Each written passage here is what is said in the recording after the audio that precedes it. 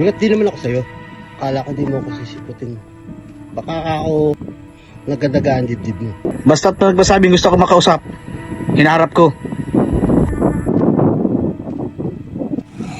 Ano ba ang problema, kaibigan? Hindi kita kaibigan.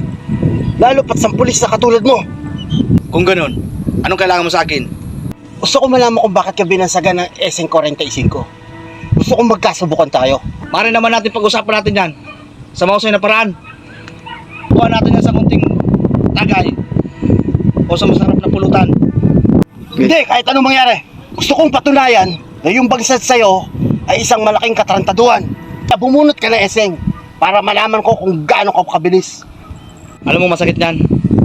Hindi mo na malaman yun eh.